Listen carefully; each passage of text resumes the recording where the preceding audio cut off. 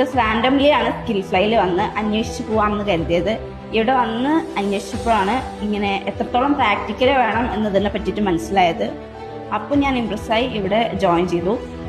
സിലിന് ഇപ്പോൾ ഡിഗ്രി ചെയ്തുകൊണ്ടിരിക്കുകയല്ലേ, അപ്പം എന്തുകൊണ്ടാണ് അതിനോടൊപ്പം തന്നെ ഒരു കോഴ്സ് ചെയ്യാമെന്ന് വിചാരിച്ചത്? എനിക്ക് പരിചയമുള്ള പലരും ഡിഗ്രി കഴിഞ്ഞിട്ടും ജോബൊന്നും സെറ്റ് ആവാതെ എന്ത് ചെയ്യണം എന്നറിയാതെ നിൽക്കുന്ന സിറ്റുവേഷൻ ഞാൻ കണ്ടിട്ടുണ്ട്. അങ്ങനെ നോക്കുമ്പോൾ ഡിഗ്രീൻ്റെ കൂടെ തന്നെ ഒരു കോഴ്സ് എടുക്കണതാണ് നല്ലത്. എല്ലാവർക്കും പെട്ടെന്ന് ജോബ് ആവണം, സെറ്റിൽ ആവണം എന്നല്ലേ ഉണ്ടാവും. ഇപ്പം ഞാൻ ഡിഗ്രി ബികോം അല്ലേ ചെയ്യുന്നത്, അപ്പോൾ എന്തുകൊണ്ടാണ് അതിൽ നിന്ന് HR കോഴ്സ് ചെയ്യാമെന്ന് വിചാരിച്ചത്? പഠിക്കുന്ന ടൈം തൊട്ട് കമ്പനി ബേസ്ഡ് ജോബ് ചെയ്യാനാണ് താല്പര്യം. അപ്പോൾ ഞാനൊന്ന് സെർച്ച് ചെയ്തപ്പോൾ ഒന്നുകൂടി ബെറ്റർ ആയിട്ട് തോന്നിയത് HR ആണ്. ഇപ്പോൾ സിലിൻ്റെ പ്ലേസ് വരുന്നത് പാലക്കാടാണ്. ഇപ്പോൾ ഡെയിലി അത്രയും ദൂരം ട്രാവൽ ചെയ്തിട്ടാണ് വരുന്നത്. എന്നിട്ട് എന്തുകൊണ്ടാണ് താൻ സ്കിൽ ഫ്ലൈ തന്നെ ചൂസ് ചെയ്തത്? ഞാൻ കുറേ സ്ഥലത്ത് ഈ കോഴ്സിനെ പറ്റി അന്വേഷിച്ചിട്ടുണ്ടായിരുന്നു, കുറേ അഭിപ്രായങ്ങൾ കേട്ടിട്ടുണ്ടായിരുന്നു. ജസ്റ്റ് റാൻഡംലി ആണ് സ്കിൽ ഫ്ലൈയിൽ വന്ന് അന്വേഷിച്ച് പോകാമെന്ന് കരുതിയത്.